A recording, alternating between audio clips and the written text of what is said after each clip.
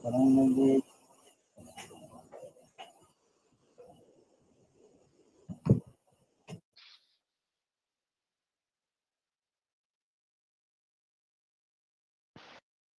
Nag-echo, Sheikh.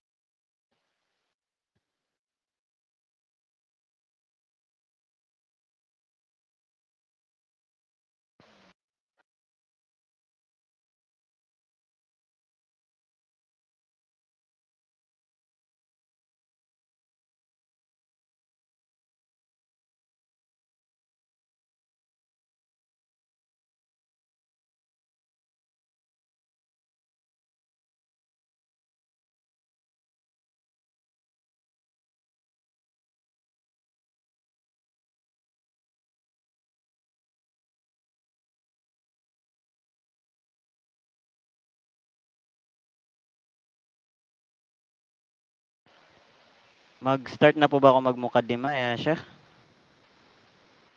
Inshallah ya Sheikh. Naam.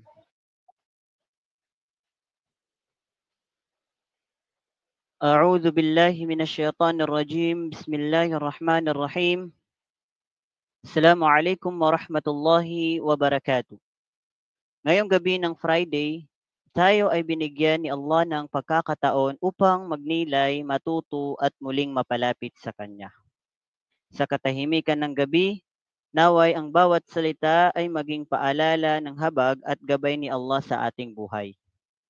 At malugod po naming tinatanggap ang lahat ng nanonood at nakikinig dyan po sa may Facebook Live at pati na rin dito sa may Google Meet at especially sa ating tagapagsalita na si Sheikh Sabir Gabriel. At siya rin po ay isang da'iya na kilala sa kanyang kaalaman at malasakit sa ummah. At ang kanyang tatalakayin ang pagtitiis. Hindi na po natin papatagalin. Ya Sheikh, falyatafaddal mashkuran ma'jura.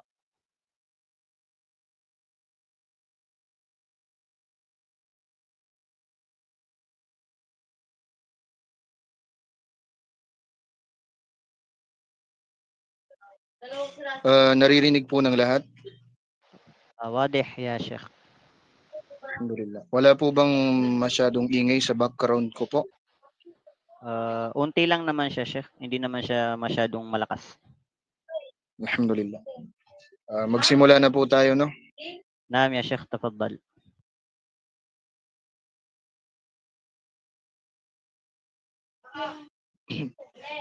Bismillah. Innal hamdalillah nahmaduhu wa nasta'inuhu wa nastaghfiruh wa na'udzu billahi min shururi anfusina wa min sayyiati a'malina. Man yahdihillahu fala mudilla lahu wa man yudlil fala hadiya lahu. وأشهد أن لا إله إلا الله وحده لا شريك له وأشهد أن محمدا عبده ورسوله بعثه بالهدى ودين الحق وبلغ الرسالة وأدى الأمانة ونصح الأمة وجاهد في الله حق جهاده فصلوات الله وسلامه عليه وعلى آله وأصحابه ومن تبعهم بإحسان إلى يوم الدين أما بعد. السلام عليكم ورحمة الله وبركاته.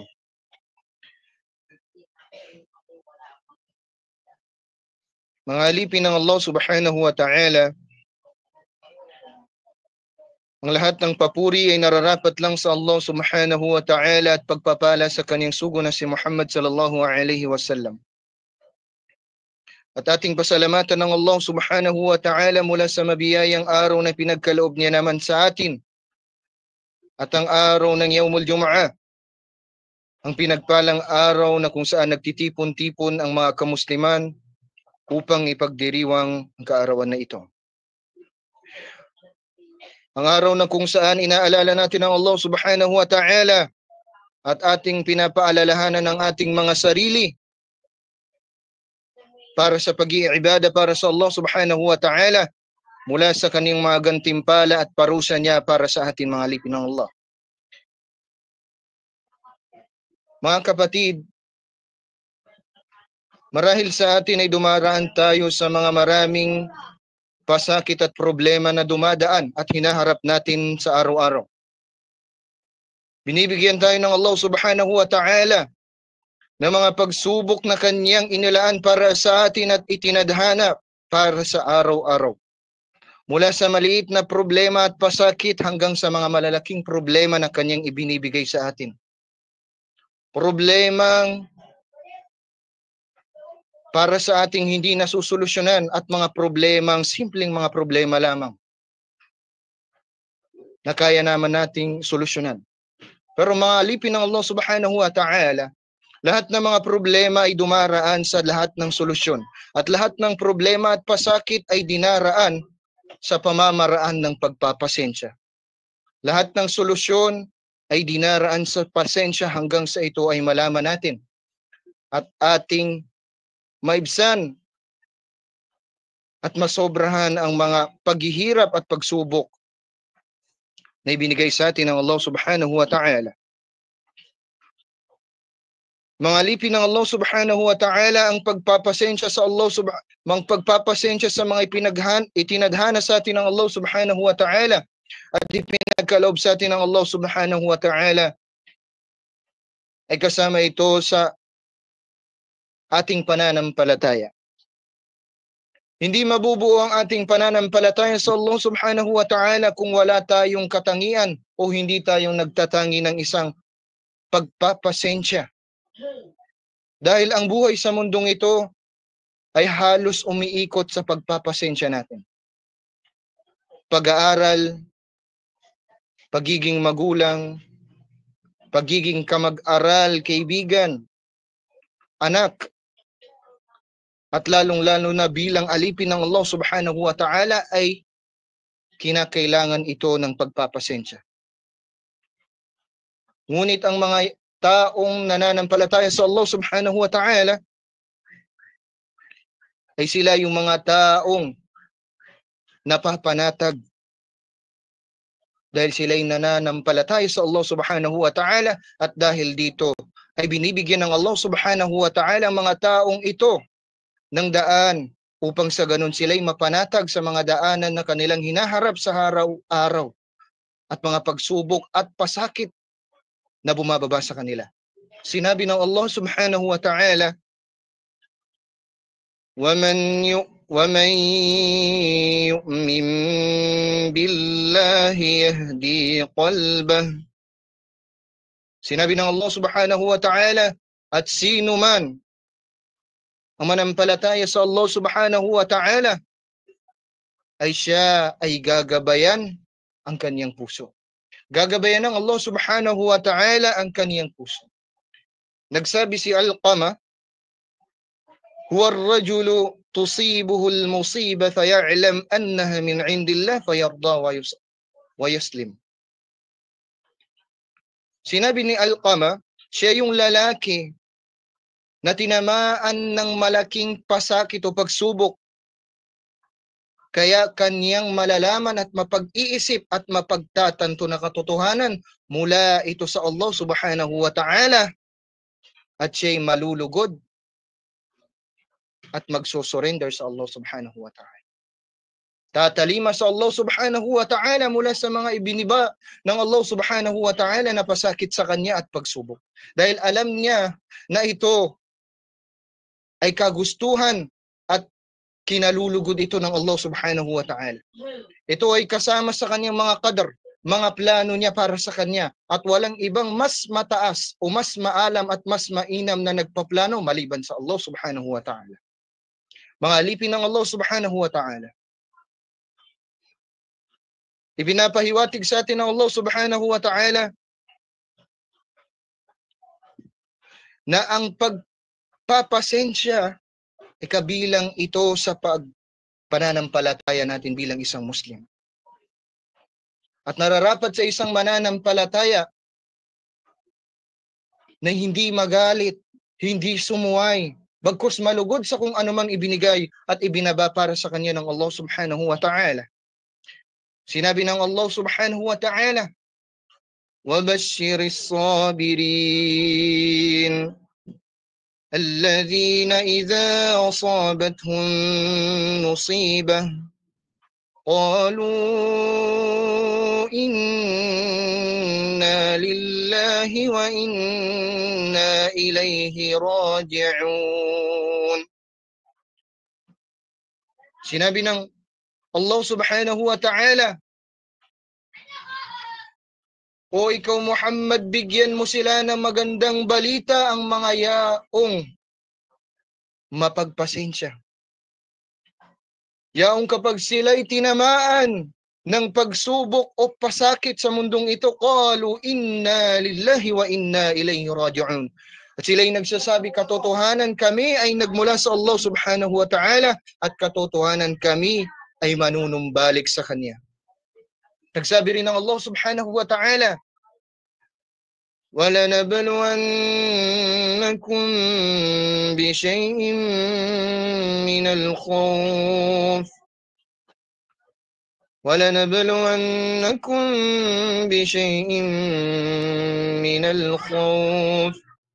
Katotohanan, kami ay magsusubok sa inyo mula sa mga bagay, mula sa pagkatakot. Mga alipin ng Allah subhanahu wa ta'ala. Nagsabi ang Allah subhanahu wa ta'ala, wasbiru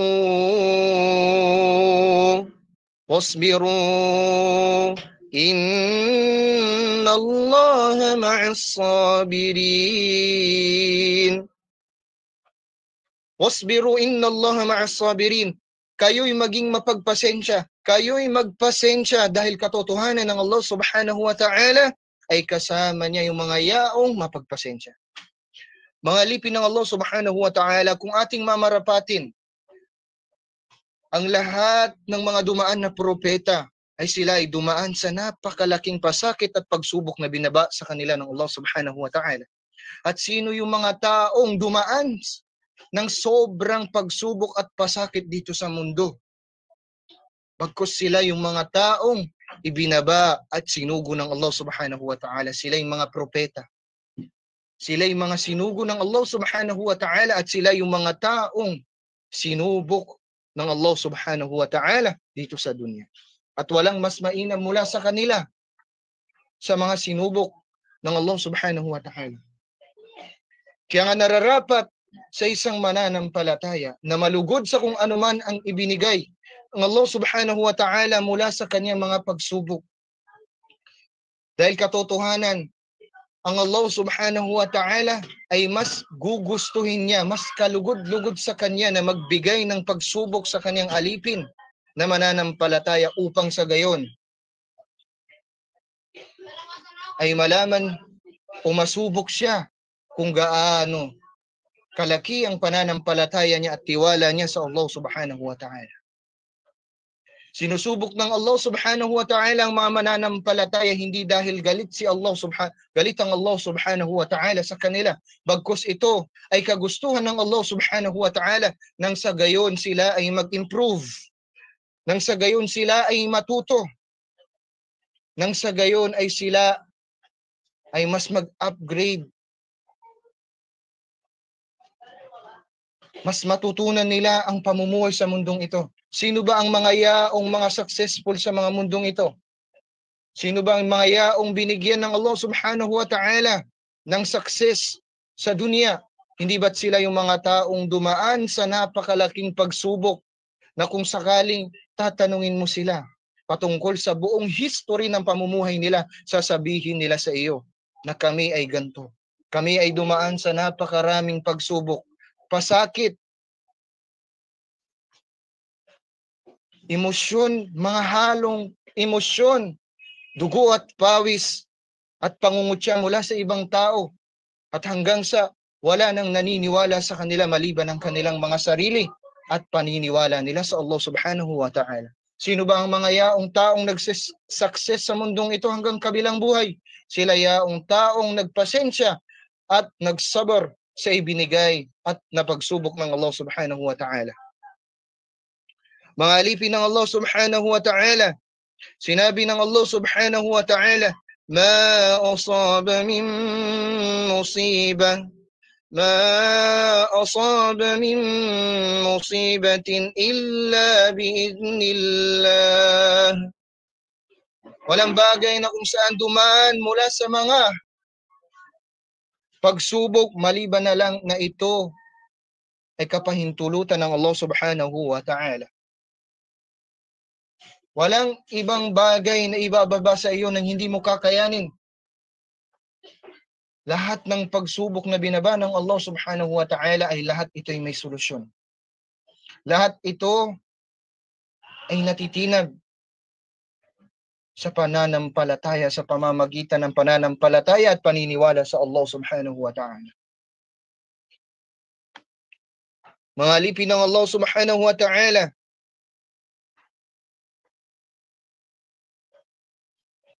mula sa hadith ng Nabi sallallahu alayhi wa sallam,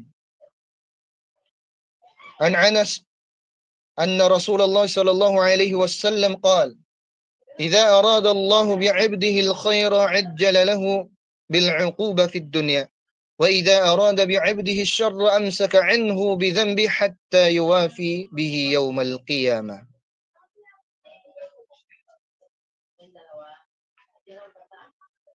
Mga alipin ng Allah subhanahu wa ta'ala, nagsabi ang Nabi sallallahu alayhi wa sallam, kapag ginusto ng Allah subhanahu wa ta'ala sa kanyang alipin ang kabutihan, ay mamadaliin para sa kanya ang kaparusahan niya dito sa dunya.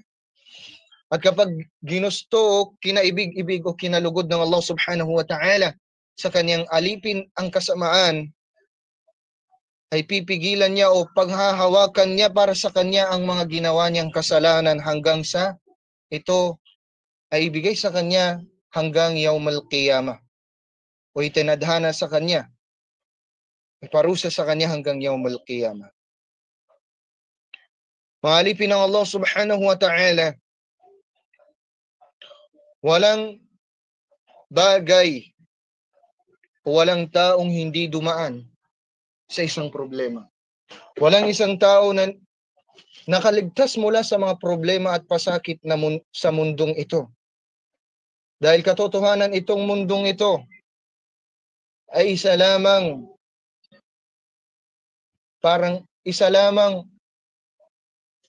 kulungan para sa isang mananampalataya, paraiso na naman sa mga taong hindi nananampalataya. Yaong sinusubok ng Allah subhanahu wa ta'ala ay sila ang yaong kaibig-ibig para sa Allah subhanahu wa ta'ala. Kaya ikaw na alipin ng Allah subhanahu wa ta'ala, kung hindi mo nakikita sa iyong sarili ang pagsubok ng Allah subhanahu wa ta'ala at hindi ka na nakakaramdam ng pasakit o pangamba mula sa iyong puso, marahil meron problema sa iyo o alipin ng Allah. Marahil may problema mula sa iyong pananampalataya sa Allah subhanahu wa ta'ala. Kasi kung puro pagkakomportable mula sa iyo, ibig sabihin ay meron ng problema sa iyong puso at kinakailangan na ito ay magamot sa pamamagitan ng pagbabalik loob sa Allah subhanahu wa ta'ala. Dahil ang mga taong kaibig-ibig sa Allah subhanahu wa ta'ala, sila yaong mga sinusubok ng Allah subhanahu wa ta'ala. Mula sa kayamanan hanggat sa paghihirap, kaginhawaan o paghihirap, lahat ito ay pagsubok ng Allah subhanahu wa ta'ala. At kinakailangan ito ng malaki at mataas na pagpapasensya at paniniwala sa Allah subhanahu wa ta'ala. Sinabi ng Nabi sallallahu alayhi wa sallam, inna 'idhamal jazaa'i ma''idhamil bala wa inna Allah ta'ala idha ahabba qauman ibtalahum faman radiya falahu ar-ridha wa man sakhita falahu as-sakht. Sinabi ng Nabi sallallahu alayhi wa sallam, inna 'idhamal jazaa'i ma''idhamil bala. Katotohanan ng pinakamalaking mga gantimpala o mga malalaking gantimpala ay may kaakibat din itong malalaki at mga dangkila na pagsubok o pasakit. At katotohanan ng Allah subhanahu wa ta'ala, kapag ginusto niya o kinaibigan niya ang isang qaum o isang nasyon, ay sila ay susubukin ito. Susubukin ng Allah subhanahu wa ta'ala ang mga tao o nasyon base sa kanilang pananampalataya, dahil ito ay kalugod-lugod sa Allah subhanahu wa ta'ala. Hindi dahil galit ang Allah subhanahu wa ta'ala upang subukin sila sa kanilang pananampalataya. Kung sila ba ay magpapasensya at mananalig sa Allah subhanahu wa ta'ala mula sa paghihirap, o di kaya ay sila ay magpapasalamat sa Allah subhanahu wa ta'ala at magbibigay mula sa mga biyayang iginantimpala o biniyaya ng Allah subhanahu wa ta'ala sa kanila. Faman radiya falahu ar-ridha wa man sakhita falahu as-sukht. At sino man ang malugod ay para sa kanila ay kalugod, pagkalugod rin. At sino man ang hindi malugod o magalit, para sa kanila ay pagkagalit at hindi rin pagkalugod. Kaya sino man ang malugod sa itinadhana ng Allah subhanahu wa ta'ala, pag katotohanan ng pagkalugod ng Allah subhanahu wa ta'ala ay para sa kanya. Mapapasa kanya ang pagkalugod ng Allah subhanahu wa ta'ala. At sino mang hindi malugod sa ibinaba o itinadhana ng Allah subhanahu wa ta'ala, katotohanan ay ang pagkagalit at hindi pagkalugod ng Allah subhanahu wa ta'ala ay mapapasa kanya. Mga alipin ng Allah subhanahu wa ta'ala, ang pagpapasensya o pagsasabar sa Allah subhanahu o sa mga itinadhana ng Allah subhanahu wa ta'ala ay marami itong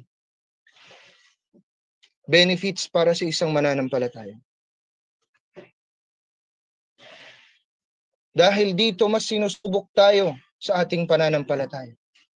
Marahil tayo ay alam natin ang pagpapasensya, pero ano nga ba talaga ang pamamaraan ng pagpapasensya na malaki na ibinibigay sa atin ng Allah subhanahu wa ta'ala at kung papaano natin ito haharapin? Ang pagpapasensya, mga alipin ng Allah subhanahu wa ta'ala, ay may tatlong uri ito. Hindi po yung pagpapasensya ng mga normal na pagpapasensya. Yung pagpapasensya sa lamig o temperatura, sa init, pagpapasensya sa trabaho o kahit na ano. Kundi ay ang pagpapasensya, unang-una,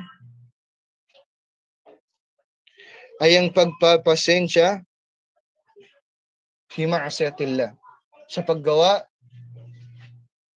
ng kasalanan. As-sabru fi ma'asiyatillah. Ito yung pagpapasensya natin mula sa paggawa ng mga masasama o kasalanan sa Allah subhanahu wa ta'ala. Ano ito, mga alipin ng Allah subhanahu wa ta'ala? Nang sa gayon, upang makumpleto ang ating pananampalataya, kinakailangan lahat ng ipinagbawal ng Allah subhanahu wa ta'ala, hindi mo gagawin. Kailangan mong pagpasensyahan ng mga bagay na sa una, nung hindi ka pa nagtatauba, ay kinakailangan mong pagpasensyahan ng mga kasalanan na ginagawa mo dati, na nakasanayan mo dati, nung hindi ka pa nagtatauba sa Allah subhanahu wa ta'ala. Kaya kung ikaw ay nagtauba mula sa Allah subhanahu wa ta'ala, kinakailangan mong pagpasensyahan. Magsabar sa kung anuman nakasanayan mo dati. Dahil katotohanan, sino man ang magpasensya sa Allah subhanahu wa ta'ala sa mga kagustuhan niya, sa mga ipinagbawal niya, katotohanan para sa kanya ang walang humpay na gantimpala na nagmumula sa Allah subhanahu wa ta'ala. Sinabi ng Allah subhanahu wa ta'ala, innama yuwaffas sabirun إنما يوفى الصابرون أجرهم بغير حساب. Katotohanan kami, sinabi ng Allah, katotohanan innama yuwaffa as-sabiruna ajrahum bighairi hisab. Katotohanan ay gagantimpalaan ang mga yaong nagpapasensya sa pamamagitan ng gantimpala na hindi mabilang. Allahu Akbar. Gantimpala nagmumula sa Allah subhanahu wa ta'ala na hindi lamang limitado kundi unlimited. Hindi natin alam kung gaano ito kalaki. Big sabihin kung gaano ito kalaki. Ibig sabihin napakalaki nitong gantimpala na hindi natin mabilang. Para bang isang ulan na nagmumula sa langit na hindi natin mabilang, ganito karami o mas sobra pa ang gantimpala ng Allah subhanahu wa ta'ala sa mga yaong taong nagpapasensya sa lahat ng kanyang kagustuhan, sa lahat ng kanyang itinadhana, sa lahat ng kanyang ipinagbawal, mga alipin ng Allah. Tayo'y malugod sa ibinigay ng Allah subhanahu wa ta'ala dahil nagbibigay din ito ng tumaandina pagka komportable o pagkawala ng pangangamba sa ating mga puso. Yaong nananampalataya sa Allah subhanahu wa ta'ala, sila yaong taong napapanatag ang mga puso sa pananampalataya nila at pagsamba nila sa Allah subhanahu wa ta'ala. Pangalawa, mula sa tatlo ng pagpapasensya. As-sabru ala ma amara Allah bihi min at-ta'at. Was-sabru fi ad-din. Ang pagpapasensya natin sa mga lahat ng bagay na ipinag-utos ng Allah. Hindi, kung kanina ay yung mga ipinagbawal niya, pangalawa ay yung mga inubliga naman niya. Yung ipinag-utos niya, lahat ito ay kinakailangan ng pagpapasensya. Paano mga alipin ng Allah? Ipinag-utos sa atin ng Allah subhanahu wa ta'ala ang 5 beses na pagsasala. Dahil ito ay obligado, kinakailangan mong magpasensya dito. Paano? Minsan kasi may mga pagkakataon na nakakaramdam tayo o nakakaranas tayo ng paghihirap sa pagsasala. Lalong-lalo na sa lamig. Sobrang lamig lalo na sa pagkagising natin mula sa umaga. Fajr, ang hirap nito gumising sa mga gantong oras. Sobrang lamig. Minsan kulang pa sa tulog, kinukulang tayo sa tulog dahil gigising tayo ng alas 4 upang magsala, mag-alay ng pagsamba para sa Allah subhanahu wa ta'ala. Minsan nahawak ka lamang namang tubig ay sobrang lamig na para bang nagyelo kapag ikay bagong gising. O di kaya najunub ka at nahihirapan kang maligo dahil nga sa sobrang lamig nito. Ngunit dahil sa pananampalataya mo mula sa Allah subhanahu wa ta'ala, pagkatakot mula sa Kanya at pagsusuma mo ng mga gantimpala na nanggagaling sa Kanya, ikaw ay magmamadali na tumayo upang itayo ang salatul fajr. Dahil sa kagustuhan mo at pananampalataya mo sa Allah subhanahu wa ta'ala. Nagpasensya ka sa napakahirap na nasa harap mo, pasakit o pagsubok na nasa harapan mo. Ngunit dahil sa pagkatakot at pananalig mo at pananampalataya mo sa Allah subhanahu wa ta'ala, ito ay nagpapanatag sa iyong puso dahil alam mo na dodoblehin ng Allah subhanahu wa ta'ala at mas sobra pa na gantimpala ang igagantimpala sa iyo ng Allah subhanahu wa ta'ala kapag nagpasensya ka sa kung anuman na inobliga sa iyo ng Allah subhanahu wa ta'ala. Pangatlo, mga alipin ng Allah mula sa mga pagsasabar. Was-sabru ala ma qaddarahu Allah min al-masa'ib. Ito yung pagsasabar o pagpapasensya mula sa mga ikinadar o itinadhana sa atin ng Allah subhanahu wa ta'ala mula sa mga pagsubok o pasakit. Ito ay isa sa mga problema, lalong-lalo na sa amin ng mga Gen Z or yung mga taong mas matanda o yung mga magulang na ay dumaranas ng mga ganito. Unang-una ay pagkakaroon ng problema hindi lamang kung sa ating mga magulang financially, emotionally, mentally, physically, nagkakaroon tayo ng problema. Lalo na sa finance, sa pera, financially, nagkukulang, utang, any else, na mga malalaking pagsubok o di kaya pagkawala ng mahal natin sa buhay. Kasi itong napakalaking pagsubok mula sa Allah subhanahu wa ta'ala. Ngunit, sa mga taong nananampalataya sa Allah subhanahu wa ta'ala, ay sila ay mas nagiging panatag. Mas nalulugod sila. Oo, nakakaramdam tayo ng normal na pagkasakit, o pagiging emosyonal sa mga dumaraan sa atin. Ngunit dahil sa pananampalataya natin sa Allah subhanahu wa ta'ala, pagmamahal natin mula sa Allah subhanahu wa ta'ala, pananalig natin sa Allah subhanahu wa ta'ala, hindi tayo natitinag ng kahit na anumang pagsubok. Dahil alam natin ang Allah subhanahu wa ta'ala ang siyang mas nakakaalam para sa kabutihan natin, para sa mas ikabubuti natin. Dahil alam natin ng Allah subhanahu wa ta'ala ay walang ibang bagay na ibinaba maliban na ito ay mas makakabuti para sa atin. At dahil doon ay magiging panatag ang puso ng isang mananampalataya at malulugod sa kung anuman na ibinigay ng Allah at ibinaba para sa Kanya. O po mga alipin ng Allah subhanahu wa ta'ala, minsan, dumadaan tayo sa napakalaking pagsubok. At sa tuwing na lalampasan natin ito at dumaan ang maraming taon o di kaya buwan, ay bigla na lang tayong mapapaisip sa sarili natin na kesyo kung hindi ito nangyari o hindi ito ginawang paraan o hindi ako sinubok ng panahon, siguro wala ako ngayon sa kinatatayuan ko ngayon. Wala ako sa success na to kung hindi ako dumaan sa pagsubok na iyon. Sa paghihirap na iyon, marami akong natutunan mula doon at dahil doon ay mas lalo ko pang naiintindihan ang Allah subhanahu wa ta'ala at mas lalo ko pang naiintindihan ang pagsamba para sa Allah subhanahu wa ta'ala at mas lalo ko pang naiintindihan ang relihiyong Islam at ito ay nagiging dahilan upang maging daan na rin ito, lalo na sa mga da'i, maging daan na ito upang maituro ko sa kanila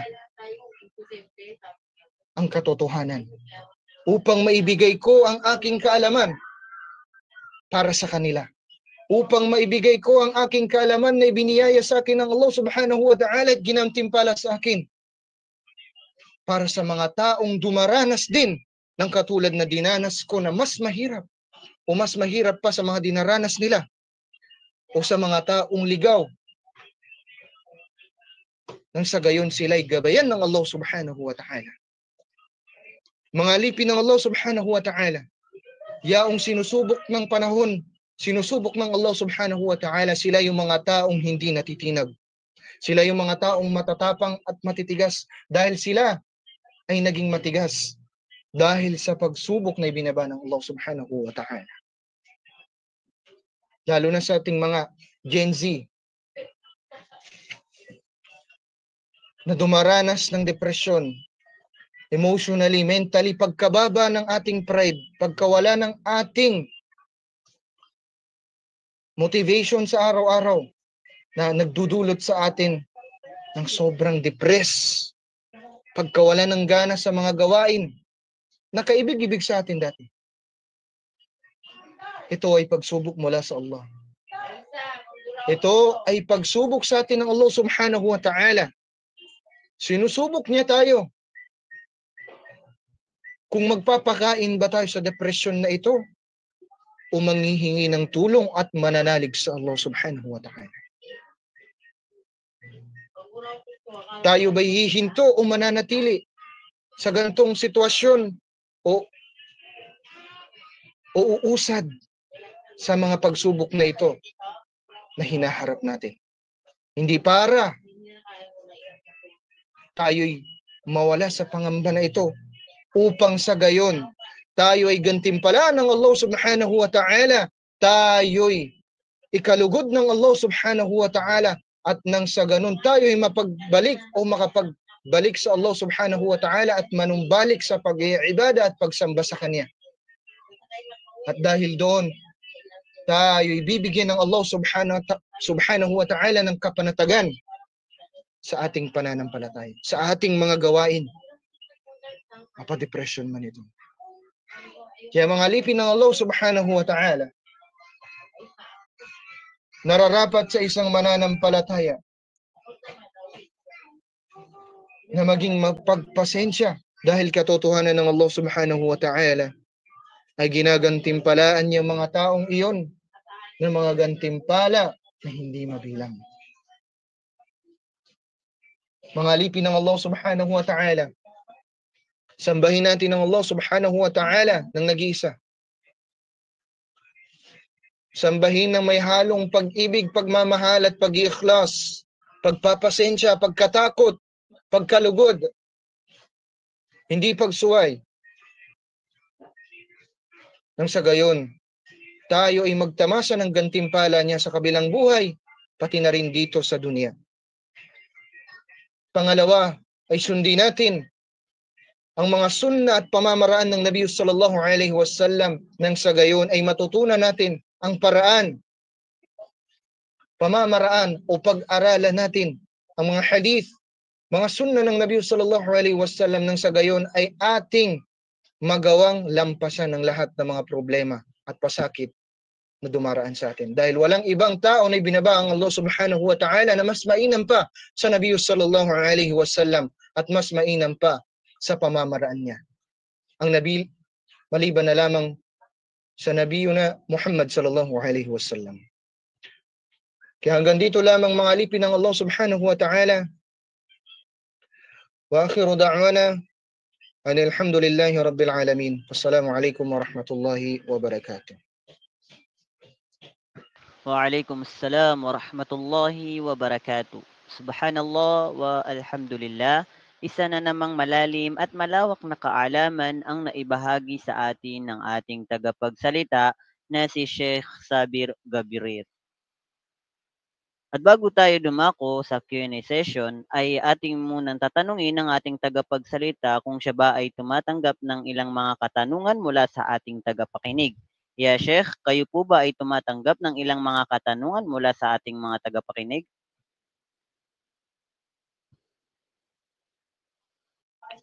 Inshallah po kung kaya nating sagutin. So alhamdulillah, ngayon ay binubuksan natin ang Q&A session. Sa nais pong magtanong dyan sa may Facebook Live, ay pakilagay na lang po sa comment section ang inyong katanungan. At dito naman po sa may Google Meet, at paalala lang po sa mga kababaihan, kung kayo po ay nais magtanong, ay pakilagay na lang po sa may chat box. At sa mga kalalakihan naman po, ay maaari po kayong magtaas ng inyong mga virtual hand upang direktang magtanong kay Sheikh Sabir Gabriel. So kami po ay maghihintay sa inyong mga katanungan. Bismillah po.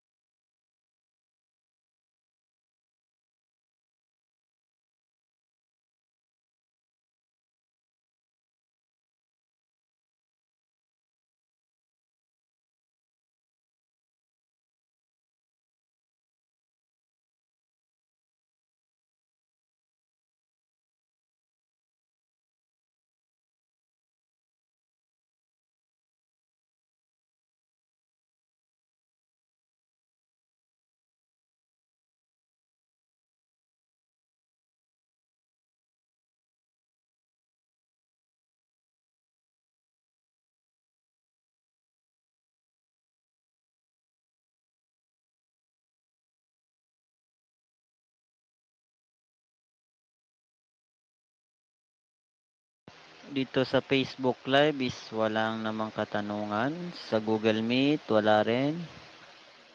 So, alhamdulillah, siguro ay naunawa naman ang salaysay ni Sheikh Sabir Gabriel. So, hanggang dito na lang mga kapatid sa pananampalatayang Islam. Jazakallahu khairan sa ating tagapagsalita na si Sheikh Sabir Gabriel. At sa mga nakibahagi ngayong gabi, maraming salamat po sa inyo. At bilang pagtatapos ng ating muhadara, ya Sheikh, ay inihiling po namin sa inyo na magbigay ng panghuling salita or payo at pangunahan po kami sa kafaratul majlis.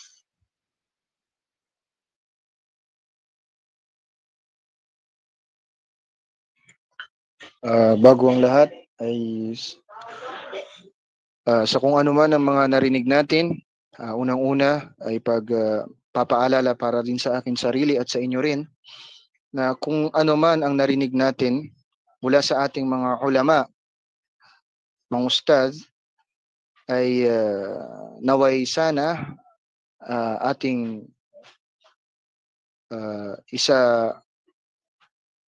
ano ba tawag dito? Gawin, isabuhay kung ano man ang narinig natin mula sa kanila. Hanggang dito na lamang, basahin na lang po natin ang kafaratul majlis. Subhanakallahumma wa bihamdik. Asyhadu an la ilaha illa ant. Astaghfiruka wa natubu ilaik. Wassalamualaikum warahmatullahi wabarakatuh. Waalaikumsalam warahmatullahi wabarakatuh. Alhamdulillah. Naway maging ilaw at gabay ang ating natutunan ngayong gabi. Hindi sapat ang kaalaman kung hindi ito isa sa buhay. Gamitin natin ito upang lalo tayong mapalapit kay Allah subhanahu wa ta'ala. Hanggang sa muli mga kapatid sa pananampalatayang Islam. Wassalamualaikum warahmatullahi wabarakatuh.